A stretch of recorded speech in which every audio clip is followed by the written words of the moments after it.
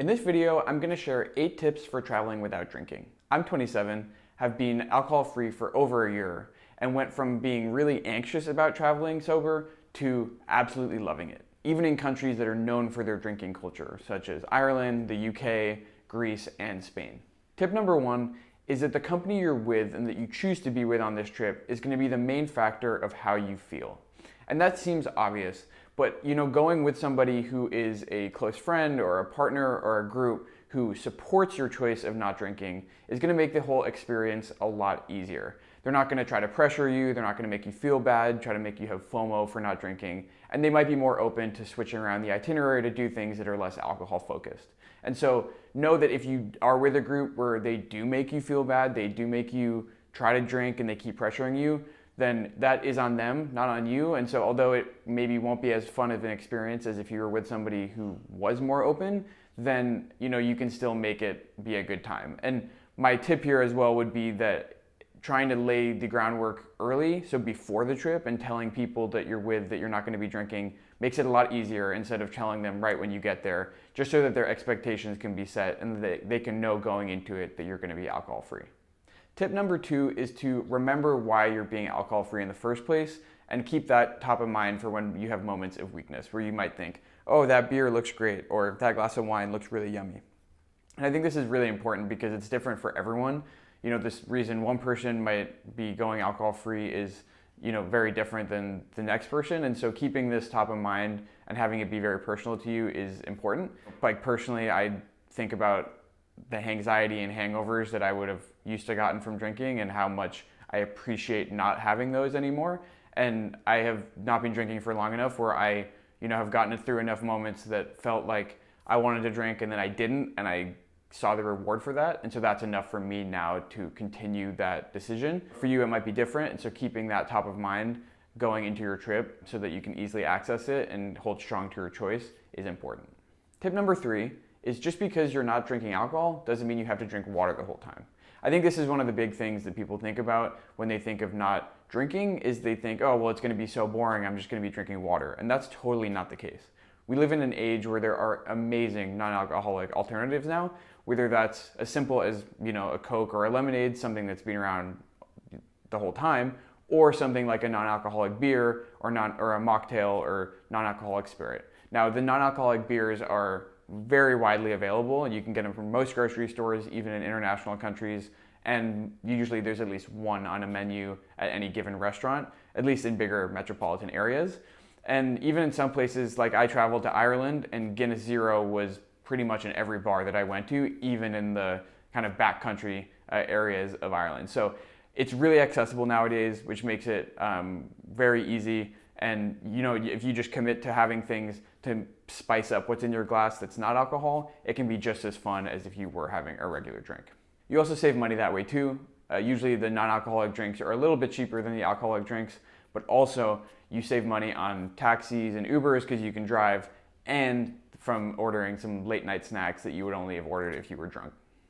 Tip number 4 is to expect some people, including waiters, to respond with a weird reaction when you tell them you're not drinking, if you tell them you're not drinking. Drinking culture is really big in a lot of countries, and so when you go and you tell somebody you're not drinking or that you're not going to be having an alcoholic beverage, when they go around to take your order, sometimes waiters will make comments or just kind of make a joke. And I think this is just something you have to get used to, and if you set the expectation really low, that's totally fine. You can I would recommend having a canned response, something like, I'm driving, or I'm just not drinking tonight, or I have to be up early, if you feel a need to explain yourself, or otherwise you just don't have to say anything.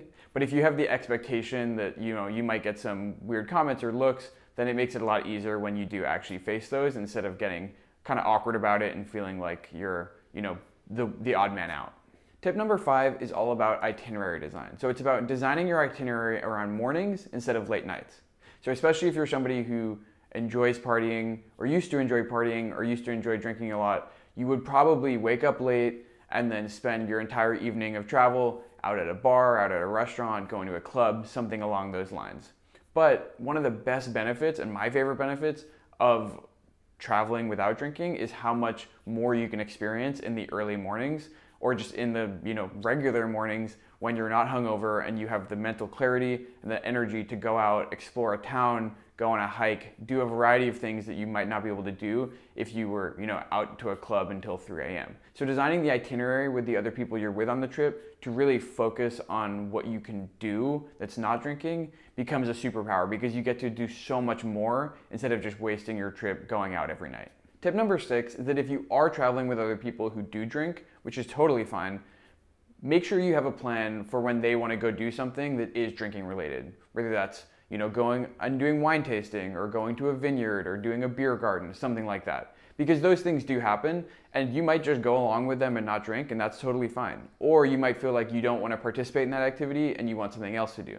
Also totally fine. But you want to make sure you have a plan in place so you don't feel like an awkward commitment to go, or an awkward feeling of being left out. You want to just have that plan in place beforehand so that when it happens on the trip, it's smooth sailing and then the day keeps going without any weird feelings. Tip number 7 is to switch the focus from drinks to food. Food and cuisine are the ways to access the culture no matter where you go. And everywhere has good food. Some places better than others, but everywhere has some good food that you can find. And so doing your research, finding the best spots for breakfast and lunch and dinner, and those little snacks and desserts and things that are unique to the place you're going, both is really interesting and fun research, but it also allows the shift from everyone just worrying about where they're going to get their drinks and what clubs and bars they're going to go to where they're going to eat their meals. And then the focus is less so on the drinks that you can't be a part of, and it's more about the food and the experience there that everyone can share. And this is one of my favorite tips because I love food, and I think going somewhere and exploring all the local cuisine is one of the most fun and obviously yummy parts of the experience. So my final tip number 8, is that you have to remember that people aren't paying that much attention to you. I was just in Mykonos and went to a Mykonos club entirely sober, danced my ass off, had a great time with the group I was with, and nobody paid attention to me. And this would have been really hard for the old version of me who had just stopped drinking and was really worried about, going into these party situations being sober. And now that I've been not drinking and alcohol free for a while, it was pretty easy for me to just go in there, dance, have a good time, because nobody was paying attention to me. And even if they were, I'm literally never gonna see these people again, so it's fine. And I just went flamenco dancing in Spain as well, same thing. I know there was probably some people watching me and I was horrible at flamenco dancing, but at the end of the day, it just doesn't matter. And I think the sooner you can get to that realization, the more fun you can have alcohol free, because you're realizing that you can do everything you used to do when you were drinking, but now you remember it and you do it with even more energy and fun. And so just remembering that other people aren't paying attention to you, and if they are, it doesn't matter because you're not going to see them again, is really a superpower when it comes down to it. That's all 8 tips from me. If you have any you want to add or share, comment below so other people can see them. I won't lie and say that traveling without drinking is easy, but it's definitely worth it.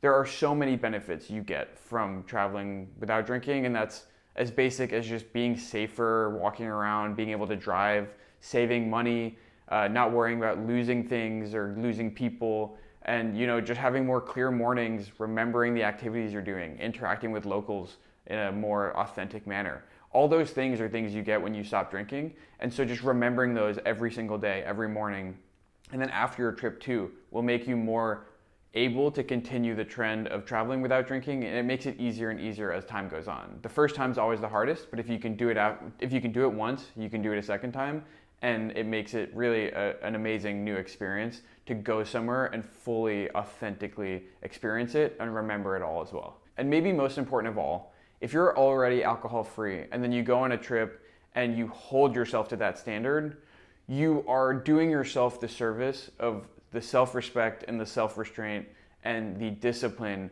of continuing that trend even when it's hard on vacation. And I think that's something that is really important to talk about, because although it's an easy excuse for a lot of people to just say, oh, I'm on vacation, I'll have a few drinks, being able to hold the standard and the high standard of that self-respect that you want to give yourself while being in a different country or being somewhere else in your own country away from home is really, really valuable, and it sets you up to continue making strides in the rest of your life. Lastly, if this video was helpful to you, don't forget to subscribe to the channel. See you next time.